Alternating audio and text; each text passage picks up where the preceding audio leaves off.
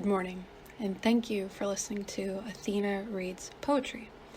This segment goes back to 1817, and we'll be discussing Hymn to Intellectual Beauty, written by Percy Bysshe Shelley. He was the husband of Mary Shelley, the author of Frankenstein, or the Modern Prometheus, published in 1818. So Shelley was born in the middle of the French Revolution on August 4th, 1792, and would spend most of his life as a self-proclaimed radical. He was often argumentative with his family as a child, which this came to a head when Shelley had entered Eton College.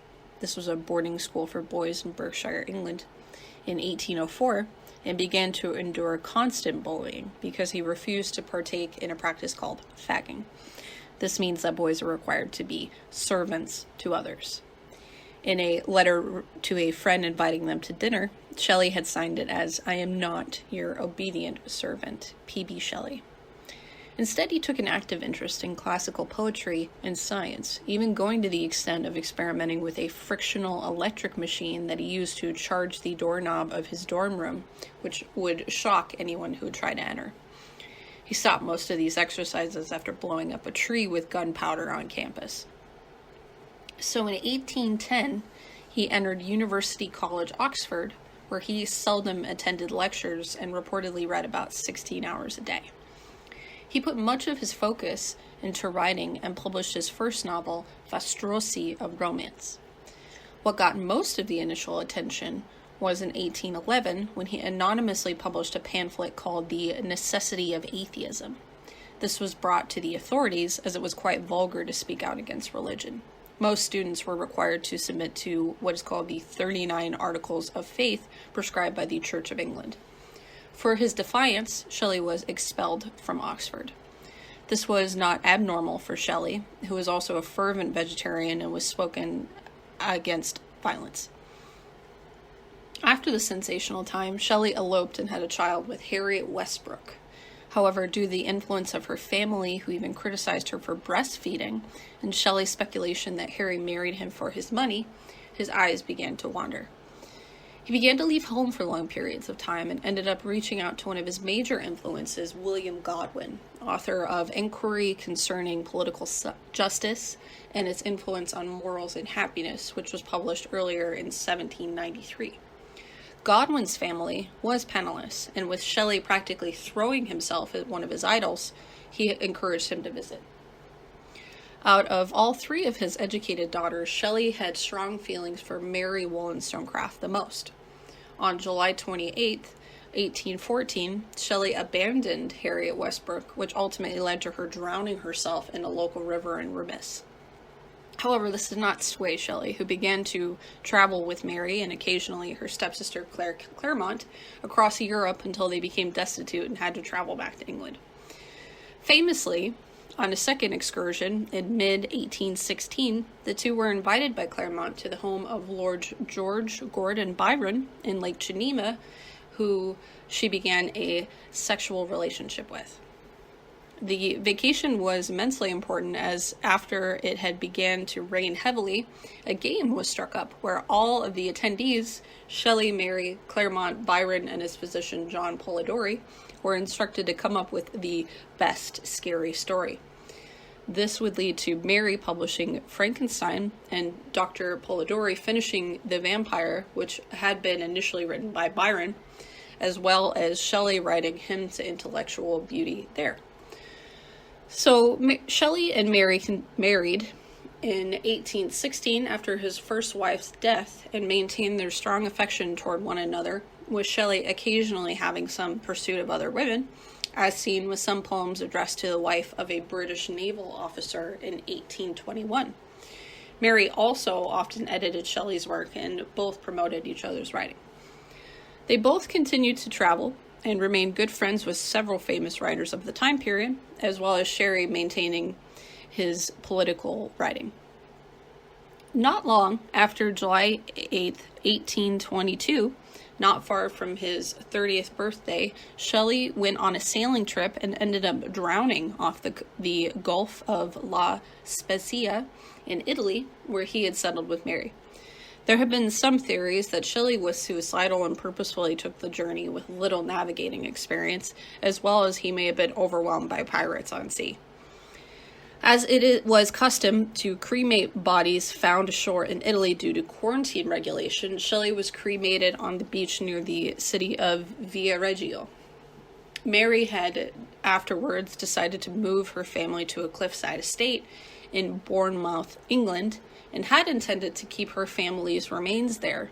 However, there are some stories that one of Shelley's friends, Edward John Trelawney, had taken his heart off the pyre during his cremation and kept it at his estate to be buried with one of Shelley's children. However, this was not confirmed. To this day, Shelley's remains are kept in the vault at the St. Peter's Church in Bournemouth. I'd strongly recommend taking a look at some of the resources I've included in the description, including Dr. Ross Wilson at University of Cambridge's discussion on Shelley's life and Vincent Price's recitation of the poem I'll be reading. Again, I want to thank you for indulging me this morning, and I hope you enjoy my rendition of Hymn to Intellectual Beauty by Percy Bysshe Shelley, written in 1817. If you enjoy my series, be sure to subscribe and hit the bell for new episodes every Sunday. Thank you. The awful shadow of some unseen power floats, though unseen among us, visiting this various world with such as inconstant wing as summer winds that creep from flower to flower, like moonbeams that behind some puny mountain shower, it visits with inconstant glance each human heart and countenance, like hues and harmonies of evening, like clouds in starlight widely spread, like memory of music fled, like aught that for its grace may be, dear and yet dearer for its mystery. Spirit of beauty, that dost consecrate with thine own hues all thou dost shine upon, of human thought or form, where art thou gone? Why dost thou pass away and leave our state, this dim, vast vale of tears, vacant and desolate?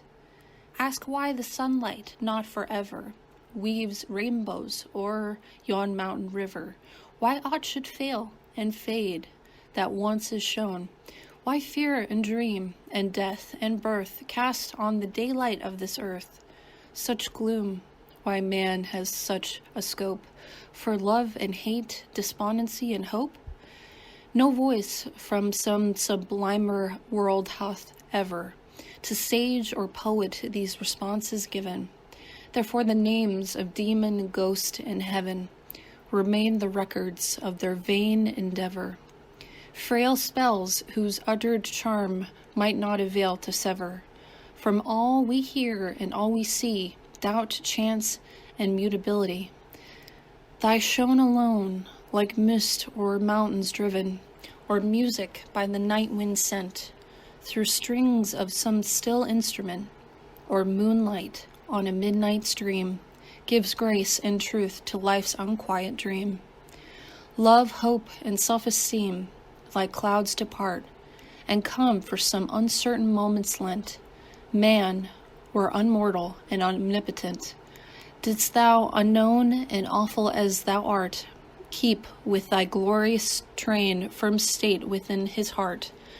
Thou messenger of sympathies, that wax and wane in lovers' eyes, thou that to human thought art nourishment, like darkness to a dying flame, depart not as thy shadow came, depart lest the grave should be, like life and fear, a dark reality.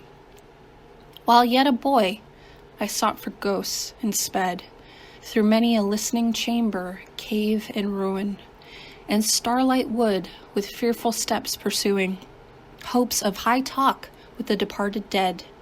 I called on a poisonous names with which our youth is fed. I was not heard, I saw them not, when musing deeply on the lot of life at that sweet time when winds are wooing. all vital things that wake to bring news of birds and blossoming. Sudden, thy shadow fell upon me. I shrieked and clasped my hands in ecstasy. I vowed that I would dedicate my powers to thee and thine. Have I not kept the vow? With beating heart and streaming eyes, even now, I call the phantoms of 1,000 hours. Each from his voiceless grave, they have envisioned bowers of studious seal or love's delight, outwatched with me the envious night. They know that never joy illumined my brow. Unlinked with hope thou wouldst free this world from its dark slavery. That thou, O awful loveliness, wouldst give whatever these words cannot express. The day becomes more solemn and more serene. When noon is past, there is harmony. In autumn and illustrious in its sky, which through the summer is not heard or seen, as if it could not be, as if it had not been. Thus let thy power, which like the truth of nature on my passive youth, descended to my onward life supply, its calm to one who worships thee, and in every form containing thee, whom spirit fair thy spells did bind, to fear himself and love all humankind.